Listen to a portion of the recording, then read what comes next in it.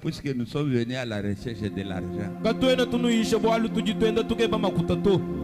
Quand vous revenez quelques années plus tôt, vous allez voir ce qu'était le plein évangile tabernacle.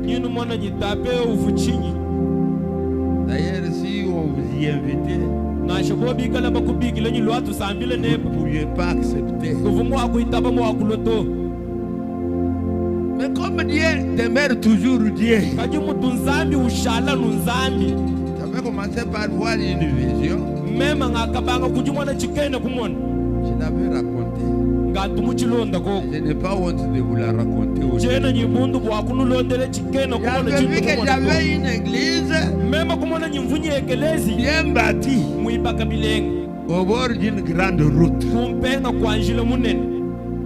Moi, quand je vois ce qui est fait, je rends grâce à Dieu. J'ai dit, Seigneur, certes, c'est toi qui m'avais parlé. Car la chose est accomplie, n'est-ce pas? Dieu parle par des visions. Il peut parler par des songes. Il a la parole de prophétie. Et ce sont les manières par lesquelles Dieu peut parler à son peuple. Pas seulement ça.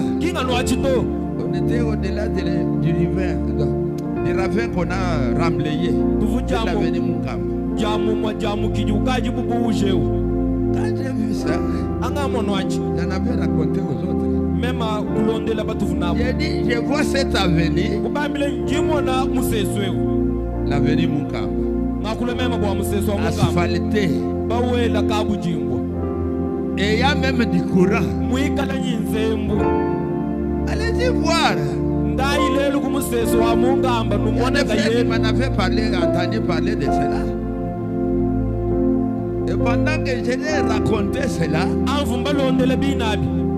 au niveau de là où il y avait le ravin, puisque ceux qui habitaient Mbujimayi à l'époque connaissent l'hôtel Masangamwana. C'était presque devenu une forêt. Puisqu'on avait planté des bambous dans le ravin. Et nous, de l'autre côté où on était, vous pouvez regarder du côté Mama Yembu. Il n'y avait que la forêt de bambous. Et je leur dis cette avenue. Et sinon, j'avais l'audace de raconter ce que j'avais vu. Mais apparemment, c'était comme qui dirait, il y a une erreur quelque part. Puisqu'il y avait une forêt touffue de bambous. Et je leur dis cette avenue, on va l'asphalter.